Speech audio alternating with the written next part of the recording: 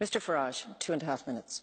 Thank you. As Mr Moscovici said at the start of this, the leak of all these papers and lists of people with offshore holdings has come about because of the Society of Investigative Journalists. But what's not been said this morning, and I think is relevant, is that the funding of these investigations came from one George Soros.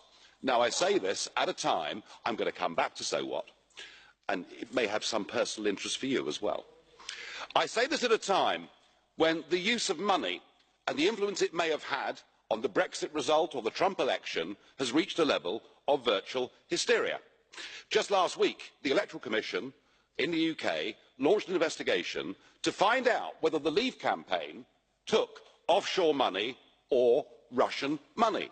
This came about as a result of questions asked in the House of Commons by one Ben Bradshaw, somebody linked to an organisation called Open Society. I just wonder, when we're talking about offshore money, when we're talking about political subversion, when we're talking about collusion, I wonder whether we're looking in the wrong place.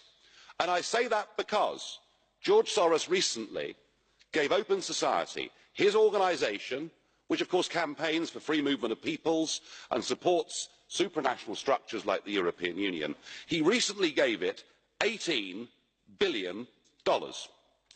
And his influence here and in Brussels is truly extraordinary.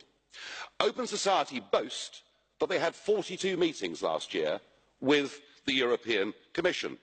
They've even published a book of reliable friends in the European Parliament, and there are 226 names on that list, including yours, sir. I thought you'd find this interesting. We even had last week Mr Verhofstadt lobbying on behalf of Mr Soros at the Conference of Presidents in a battle that is going on with Viktor Orban, the Prime Minister of Hungary. If we're going to have a debate and we're going to talk about full political and financial transparency, well, let's do it. So I should be writing today to all 226 of you, asking some pretty fair questions. Have you ever received funds, directly or indirectly, from Open Society? How many of their events have you attended? Could you please give us a list of the meetings of all the representatives, including George Soros yourself? And I think this Parliament should now set up a special committee to look into all of this. And I say that because I fear we could be looking at the biggest level of international political collusion in history.